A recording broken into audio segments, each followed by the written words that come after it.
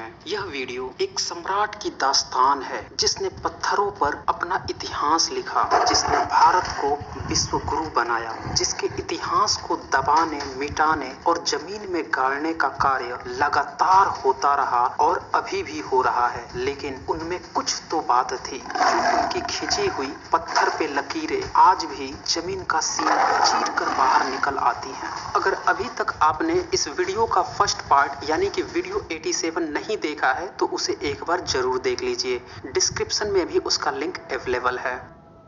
Sir William Jones Bengal presidency में supreme court के जज तथा एंशिएंट इंडिया के स्कॉलर। एक दिन वो अचानक से बहुत ज्यादा परेशान दिखाई दे रहे थे। उन्हें प्राचीन भारत के कुछ स्तंभों पे लिखे वर्ड्स को समझने में काफी दिक्कतें हो रही थी। वह काफी बेचैन थे कि कैसे उसको समझें। उनने उन स्तंभों पे लिखे हुए शब्दों की एक पांडुलिपि कागज पे तैयार करवाई और बनारस के तत्कालीन हाकिम के पास उसकी छाप भेजी। उस समय बनारस को ब्राह्मणों ने विद्वता का गढ़ प्रचारित कर रखा था और यह भी प्रचारित कर रखा था कि सृष्टि के जन्म से लेकर कलयुग के तत्कालीन दिन तक की एक एक अवधि का संपूर्ण ज्ञान वो रखते हैं। अंग्रेजी हुकूमत के हाकिम ने बनारस के सभी प्रकांड विद्वानों को इस लिपियों को पढ़ने और इसका अनुवाद का जिम्मा सौंपा। एक विद्वान पंडित ने उस लिपि को पढ़कर बताया कि इस पर युधिष्ठिर का गुप्त वनवास लिखा है। इतना ही नहीं, उस विद्वान पंडित ने अशोक की लिपि को पढ़ने के लिए एक जाली किताब भी लिख डाली और बताया कि उसने बिल्कुल सही पढ़ा है। 50 सालों से भी ज्यादा समय तक उस विद्वान पंडित की बात सत्य मानी जाती रही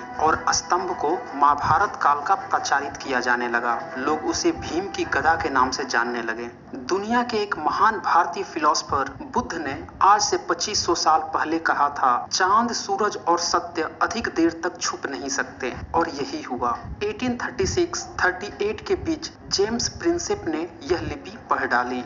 लोगों की आंखें फटी रह गई, दिमाग सुन्न हो गया जब यह पता चला कि यह कोई भीम की गदा या लाठी नहीं है, न ही इस पे युधिष्ठिर के गुप्त वनवास काल के बारे में लिखा है, बल्कि यह तो करीब 2250 इयर्स पहले के सम्राटों के सम्राट अशोक के लिखवाए गए स्तंभ लेख हैं। दरअसल षड्यंत्र की यह पहली घटना नहीं थी। 1351-1388 के मध्य फिरोज शाह तुगलक दिल्ली सल्तनत में, वह भी सम्राट अशोक के द्वारा बनवाए गए इन स्तंभों को टोपरा से दिल्ली मंगवा लाए थे। उसने तमाम ब्राह्मण विद्वानों को बुलवाया और उसे पढ़ने का आदेश दिया। सभी ब्राह्मण विद्वान आते, अपनी ढपली अपनी राग गाते। किसी भी विद्वान का ट्रांसलेशन एक दूसरे से मैच नहीं करता। नतीजा, कोई भी न पढ़ सका और न ही उसका कोई विवरण दे सका। यह वो दौर था जब भारत से बौद्ध मार्गी पूरी तरह से समाप्त किए जा चुके थे। फिर पढ़ता कौन? समय बीता, मुगल काल आया। अकबर ने भी इन स्तंभों को पढ़वाने की लाख कोशिश की, लेकिन सारे ब्राह्मण विद्वान बिल्कुल ही फेल रहे। सबने इधर उधर की बातें बताई और सभी ने अलग अलग बातें बताई। तो सवाल यह है कि जेम्स प्रिंसेप ने अशोक स्तंभ की लिपि आखिर पढ़ी कैसे? भाषा वैज्ञानिक प्रोफेसर राजेंद्र प्रसाद सिंह अपनी पुस्तक सम्राट अशोका न्यू पर्सपेक्टिव, जो कि किंडल वर्जन में अवेलेबल है, आप सभी को पढ़नी चाहिए। यह एक बहुत ही बेहतरीन पुस्तक है। किंडल वर्जन के पेज 104 में लिखते हैं, कोई भी अज्ञात लिपि तब पढ़ी जाती है जब उसका द्विभाषी अभिलेख मौजूद हो, जिसमें कि एक लिपि ज्ञात हो। अशोक के अभिलेख द्विभाषी थे और दूसरा कारण यह भी था कि अभिलेख काफी लंबे हों ताकि बार बार किसी खास लिपि चिन्ह को आने पर उसके संकेतों को पकड़ा जा सके। अशोक के अभिलेख लंबे हैं जिसमें एक ही लिपि चिन्ह बार बार आ रहा है। अब आप समझ सकते हैं कि जिसे अभिलेख पढ़ना था उसी ने खोए हुए इतिहास को जानने में, उसको सामने लाने में तत्परता दिखाई। जिसे सम्राटों के सम्राट के महान इतिहास को जमीन में दफन करना था या किए थे, वो भला उन स्तंभों पर क्या लिखा है उसके बारे में सत्य क्यों बताते? उल्टे सत्य बताने की बजाय अपनी काल्पनिक कथा कहानियां रामायण और महाभारत और थोप दिए। लेकिन ये षड्यंत्र आक्रमणकारी प्रजाति अभी भी जिंदा है। अभी भी जैसे ही कोई उत्खनन होता है, चाहे वह मौर्यकालीन का हो, गुप्तकालीन का हो या फिर सिंधु सभ्यता की घाटी, तुरंत ही उसे रामायण और महाभारत का प्रचारित करना शुरू कर देते हैं। दरअसल सम्राट अशोक ने अपने समय पे स्तंभों पे लेख खुदवाए थे। दिल्ली टोपरा वर्जन में 7 तरह के लेख मिले हैं, जिनमें से 6 अभिलेख 243 बीसी में लिखवाए गए थे तथा 7वां स्तंभ का लेख 242 बीसी में लिखा हुआ था। इन स्तंभों पे सम्राट अशोक ने धम्म के प्रचार प्रसार की बातें लिखी थी। उदाहरण के तौर पे प्रथम स्तंभ के लेख, उसका मैं हिंदी ट्रांसलेशन आपको बता देता हूँ। यह धम्म का नारा मेरे राज्याभिषेक के 26 साल बाद लिखा गया था। इस दुनिया में खुशी और धम्म के लिए बहुत ही ज्यादा प्यार, बहुत ही ज्यादा सम्मान, बहुत ही ज्यादा स्वचिंतन, बहुत ही ज्यादा बुराइयों के प्रति डर के बिना नहीं पाया जा सकता है। लेकिन मेरे निर्देश से धम्म और धम्म के प्रेम के संबंध में दिन प्रतिदिन वृद्धि हुई है और बढ़ती रहेगी। और मेरे उच्च, निम्न और मध्यम श्रेणी के अधिकारी धम्म के अनुरूप और अभ्यास कर रहे हैं और दूसरों को भी ऐसा करने के लिए प्रेरित करने में सक्षम हैं। सीमावर्ती क्षेत्रों में महामात्रा वही कर रहे हैं और ये मेरे निर्देश हैं। धम्म की रक्षा करना, धम्म के माध्यम से सुख करना और धम्म की रक्षा करना।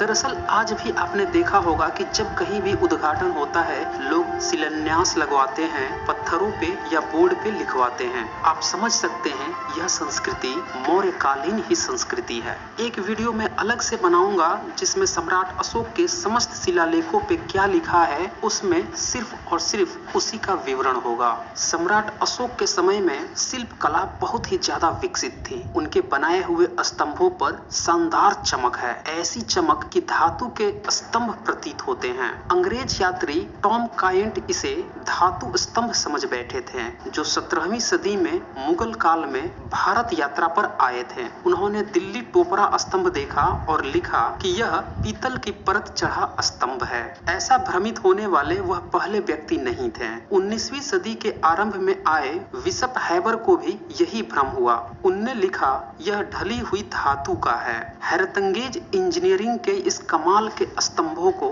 जब फिरोज शाह तुगलक इसे दिल्ली लाए थे, तब इसे खींचने के लिए 8400 लोग लगे थे, वो भी तब जब इसे कोई 150 मील ले जाना था। सोचिए सम्राट अशोक के इंजीनियरों ने कैसे इसे चुनार में इसका निर्माण कर टोपरा भेजा होगा। यह अपने आप में एक अचरज का विषय है। इसी तरह सम्राट अशोक द्वारा बनवाया हुआ एक और स्तंभ कौशाम्बी से इलाहाबाद लाया गया था, जिसकी चमक आज भी बरकरार है, जिसे 19वीं सदी में जेम्स प्रिंसेस ने ही पढ़ा था। शम्स ए सिराज अफीक सुल्तान अपनी पुस्तक तारीख ए फिरोजशाही में अशोक स्तंभ टोपरा से जाने का वृत्तांत के बारे में लिखते हैं कि सुल्तान ने स्तंभ उखाड़ने के बाद इसे खरोंच न लगे, इस कारण रेशम की रुई पे रखवाया था। लेकिन जब जेम्स प्रिंसेस इसे पढ़ रहे थे, तब इस पिलर से कई हिस्से उखड़े हुए उन्हें प्राप्त हुए थे। उन शब्दों को अन्य पिलर पर लिखे हुए शब्दों की मदद से रिकवर कर लिया गया था। उसका मैं आपको हिंदी अनुवाद बता देता हूँ। दीवान पीएम का आदेश, कौशाम्बी में महामात्रों यानी कि महामंत्रियों, जो कोई भी संघ को विभाजित करता है, जो अब एकजुट है, उसे संघ में प्रवेश नहीं दिया जाना है। जो कोई भी, चाहे वह भिक्षु हो या फिर नन, संघ को विभाजित करने के लिए सफेद कपड़े पहनने और मठ में रहने के अलावा कहीं और निवास करना है। अर्थात ये वैसे लोगों यानी कि 5th कॉलमनिस्ट अर्थात पंचमांगियों की बात कर रहे हैं। पंचमांगी वो होते हैं जो किसी दूसरे के संघ में घुस जाते हैं, फिर वहां अपना वर्चस्व बनाते हैं और फिर उसे तोड़कर उस पे अपना कब्जा कर लेते हैं। इन्हीं लोगों को चेतावनी देने के लिए उनने स्तंभ पे लिखवाया था और यह भी लिखा था कि ऐसे लोगों को पनिशमेंट के तौर पे संघ से निकाला तो जाए ही, साथ में सफेद कपड़े भी पहन कर रखना है। कालांतर में जब ब्राह्मणवाद का विकास हुआ तो उसने जो विधवा औरतें थीं, उन्हें सफेद कपड़े पनिशमेंट के तौर पर पहनाने लगे। समय बीतता रहा, इतिहास गोते खाने लगा। जिस संघ को तोड़ने की बात उसे दंडित करने की आदेश सम्राट अशोक ने कौशाम्बी स्तंभ में लिखवाया था, उस स्तंभ का शीर्ष ही तोड़ दिया गया। लेकिन उसका शीर्ष, कमल चौकी और उस पे सुसज्जित होने वाला वृषभ अलग अलग कौशाम्बी से ही 2.4 किलोमीटर की दूरी पर 1963-64 में मिला था। अगर शीर्ष कमल के चौकी पर इस खंडित वृषभ को रखा जाए तो यह सम्राट अशोक के रामपुरवा का वृषभ शीर्ष जैसा सटीक बन जाएगा। यह षड्यंत्र था, यह समय का फेर।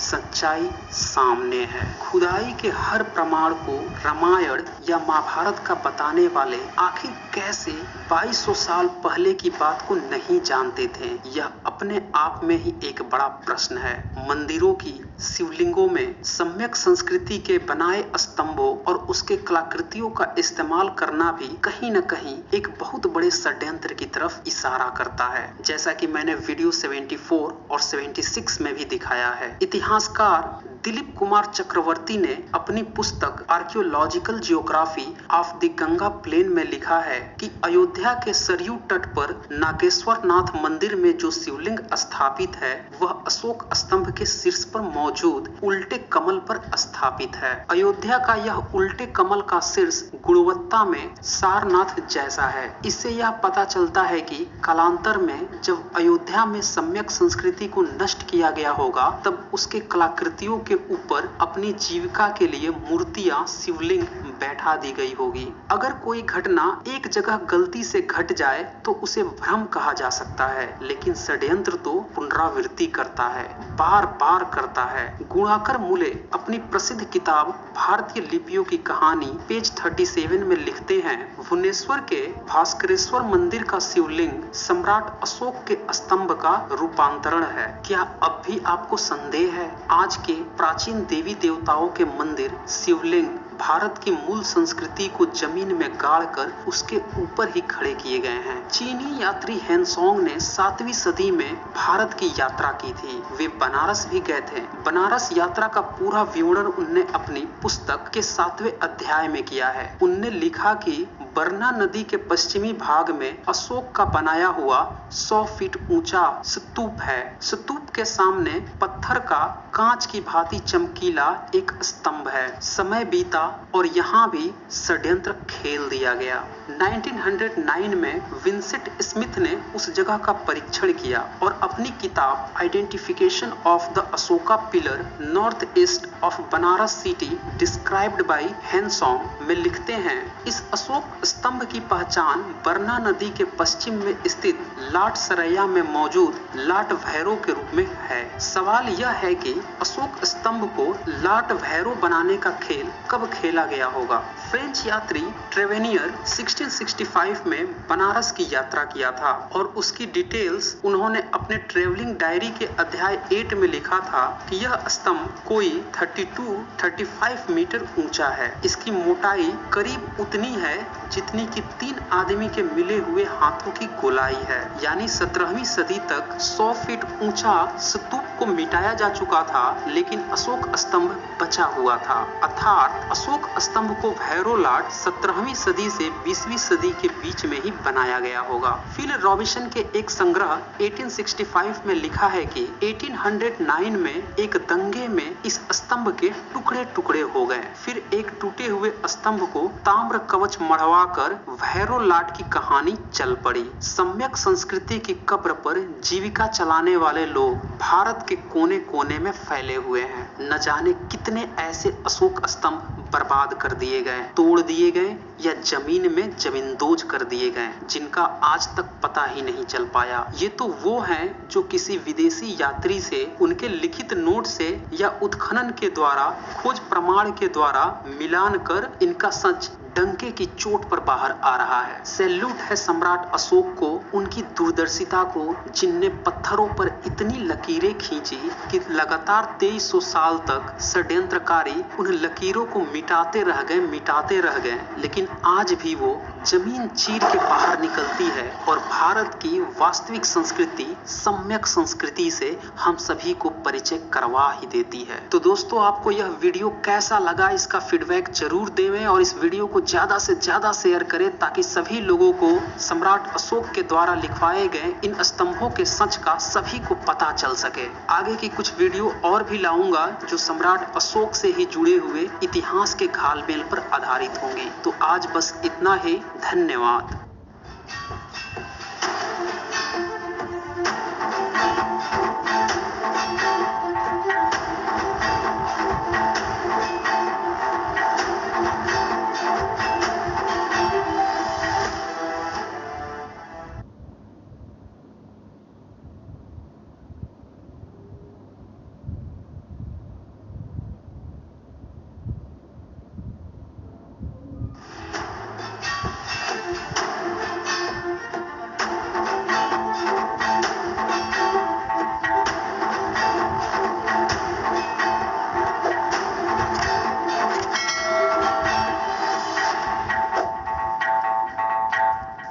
नमस्कार दोस्तों, स्वागत है आपका साइंस जर्नी में। कभी कभी विपत्तियां भी इतिहास बदलने का कारण हो जाती हैं।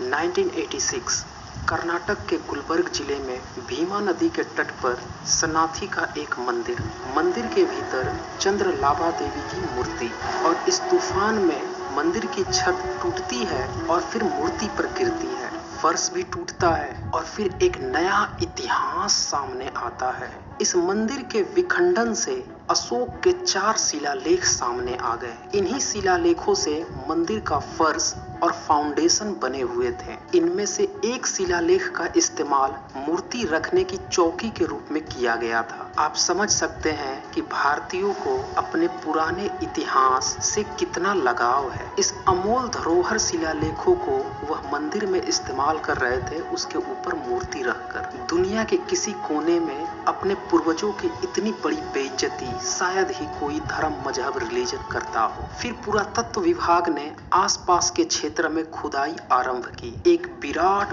बौद्ध भारत सामने आया। बड़ा सा महास्तूप, अनेक मोटिव स्तूप, चैत्य गृह, अनेक खड़ी बैठी बुद्ध की मूर्तियां, धम्म चक्र, सैकड़ों ब्राह्मी अभिलेख, जातक कथाओं का अंकन, सिक्के, रेलिंग के ध्वंसाशेष और बहुत सारे। और यहीं से अशोक की वो मूर्ति भी मिली जिसके ऊपर बतौर शीर्षक दक्षिण की ब्राह्मी लिपि में लिखा था राया अशोक। लेकिन यह इतिहास की पहली घटना नहीं है। इतिहास गवाह है कि भारत के धार्मिक स्थलों की जब भी खुदाई हुई है तब वहां से बुद्ध और अशोक ही मिले हैं। जिस बाबरी मस्जिद, राम मंदिर के नाम पर भारतीय 16वीं सदी से ही एक दूसरे का लहू बहाते रहे, उसकी भी खुदाई हुई तो बुद्ध का शीर्ष ही खुदाई से बाहर निकल कर आया। इंग्लैंड के लोकप्रिय इतिहासकार चार्ल्स एलन अपनी किताब Ashoka the search for India's last emperor में लिखते हैं, भारत के जो हिंदू मंदिर सर्वाधिक प्रमुख हैं वे बुद्धिस्ट संरचना है। उदाहरण के तौर पे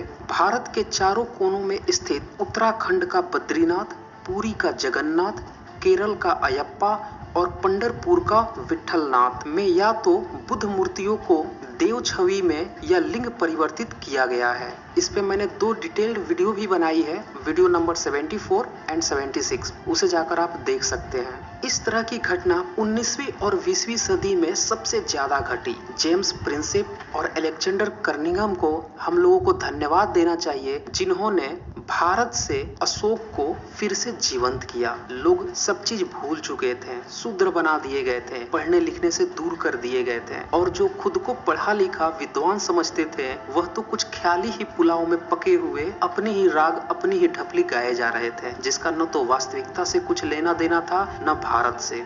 एडविन आर्नोल्ड ने संपूर्ण एशिया का भ्रमण किया और इन सारी उपलब्धियों को देखकर एक पुस्तक लिखी, लाइट ऑफ एशिया, जिसमें उनने बुद्ध के बारे में यह बात कही थी। लेकिन सवाल यह है कि बुद्ध को लाइट ऑफ एशिया बनाने के पीछे किसका हाथ था? वह कौन शेर दिल, जाबाज, शहंशाहों का शहंशाह, सम्राटों का सम्राट था जिसकी खौफ कहे या जिंदा दिली, जहां भी उसके प्रचारक गए लोगों ने उसे सर आंखों पे ले लिया। उसके बनाए सारनाथ स्तंभ का सिंह शीर्ष को अपना राज चिन्ह बनाकर आजाद भारत ने उस महान सम्राट के प्रति अपनी सच्ची श्रद्धांजलि अर्पित की। इस सिंह शीर्ष की नक्काशी ऐसी है जैसे उसकी नसें उबाल मार रही हों, मानो जीवंत आपके सामने खड़ी हो और आपकी आंखों में आंखें डालकर दहाड़ रही हो। अरे ओ भारतीयों, कहाँ तुम माइथोलॉजी में फंसकर आपस में लड़ मरे हो। तुम्हारी माइथोलॉजी ही अयोध्या से शुरू होकर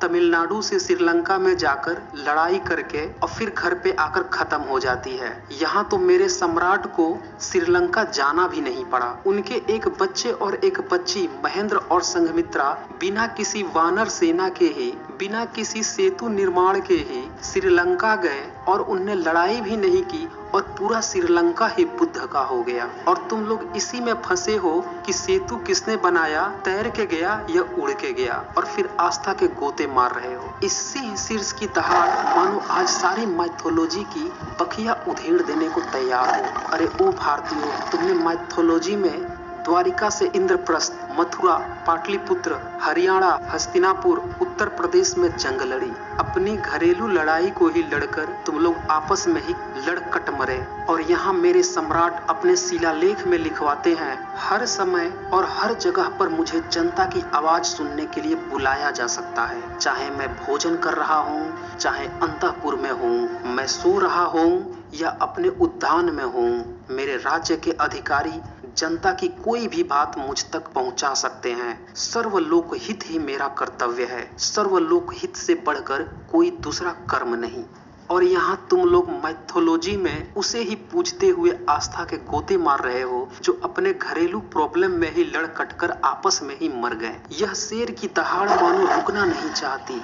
ये अरबियों को, ईरानियों, पाकिस्तानियों, बांग्लादेशियों और भारतीयों को भी चेतावनी दे देना चाहती है। अरे तुम सब क्यों अलग हो गए? क्यों भाषा, क्षेत्र, मजहब के नाम पर तुम आपस में ही आज तक कटते लड़ते मरते रहे? इधर मेरे सम्राट ने उत्तर पश्चिम में हिंदुकुश से लेकर पूरब में बंगाल तक, उत्तर में हिमालय की तराई से लेकर दक्षिण के मैसूर तक अपना साम्राज्य फैलाया। और जहां वह खुद नहीं गए वहां उनका धम्म पहुंचा, ताकि तुम सब आपस में खून न बहाओ। अपनी बुद्धि विवेक इस्तेमाल करो, एक हो जाओ, नेक हो जाओ। अगर इस धरती पर पैदा हुए हो तो एक दूसरे का सम्मान करो। इंसानियत से बड़ा और कोई मजहब नहीं, कोई धर्म नहीं। समय बदला और बहुत कुछ बदल गया। आज तो पूरा का पूरा इतिहास ही बदल गया।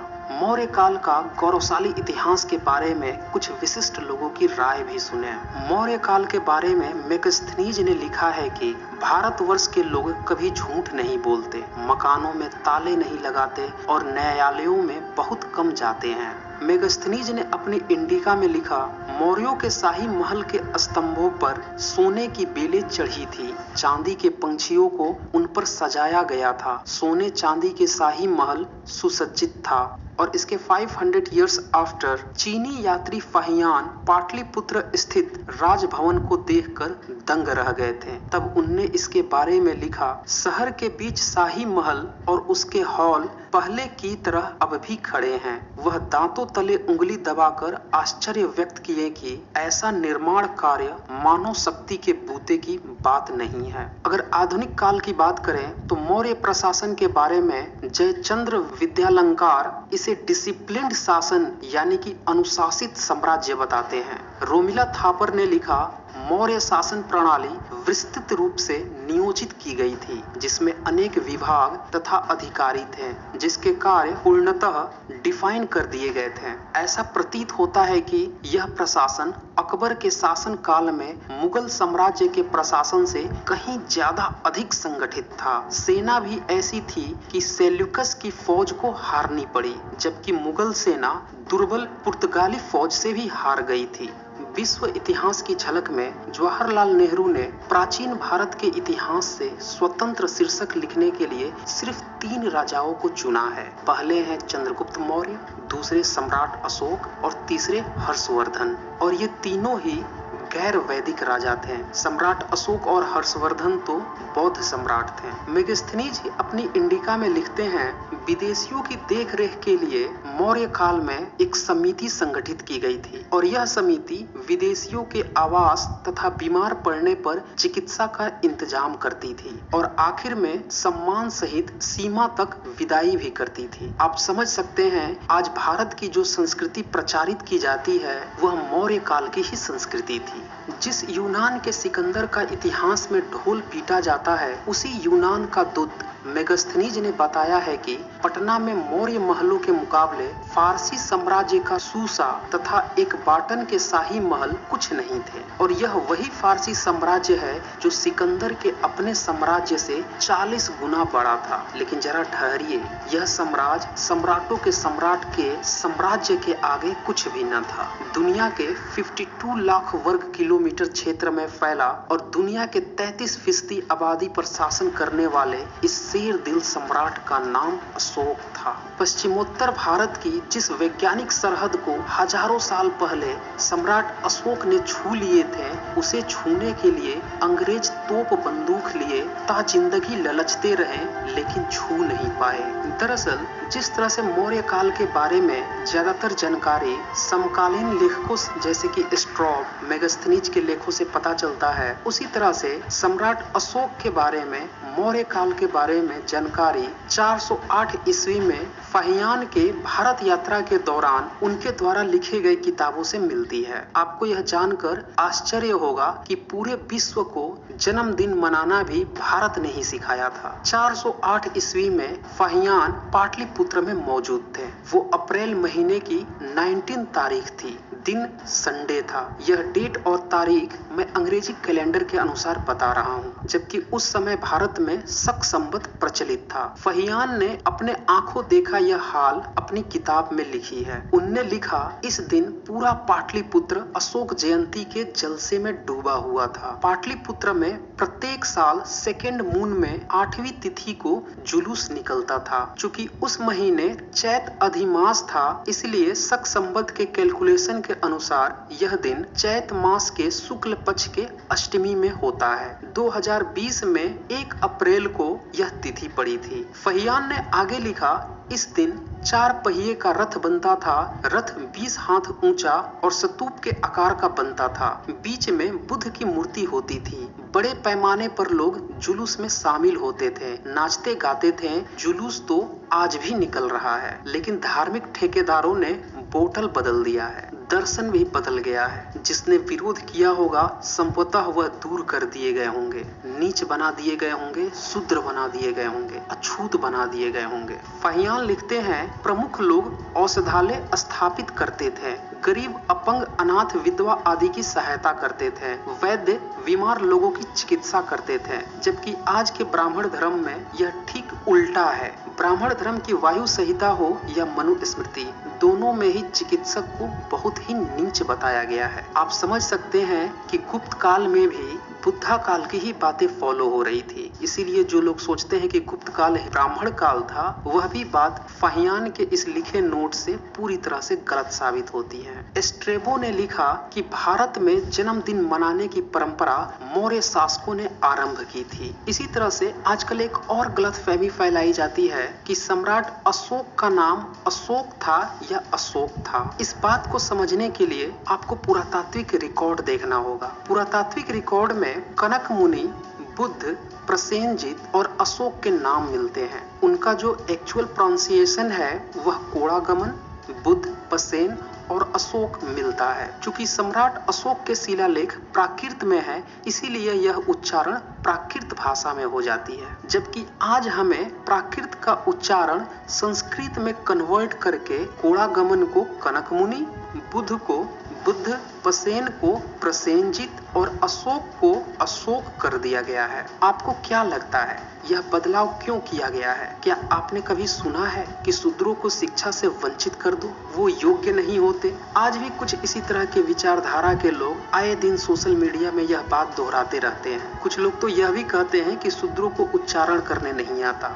वो अर्थ का अनर्थ कर देंगे, इन्हें तीनों स में अंतर भी नहीं पता होता। आप समझ सकते हैं कि पाली प्राकृत में तीनों स की बजाय सिर्फ एक ही स होता है, अर्थात उच्चारण बदलकर वास्तविक लेख को, उनकी सभ्यता को नीचा दिखाया जा सके, इसीलिए प्राकृत को संस्कारित करके संस्कृत बना दिया गया। और यही कारण है कि प्राकृत का प्रमाण लिखित रूप में 2300 साल पहले का भी मिल जाता है। सम्राट अशोक के सारे शिलालेख प्राकृत भाषा में मिलते हैं, लेकिन संस्कृत का प्रमाण ढूंढे भी उनसे पहले क्या उनके समकालीन भी नहीं मिलता। कुछ लोगों का क्लेम है कि विष्णु पुराण में सम्राट अशोक का नाम है, और यही लोग यह भी प्रचारित करते हैं कि सम्राट अशोक के शिलालेख में कहीं भी अशोक नाम नहीं है, बल्कि देवान प्रिय नाम है। दरअसल यह पूरी तरह से फेक न्यूज है।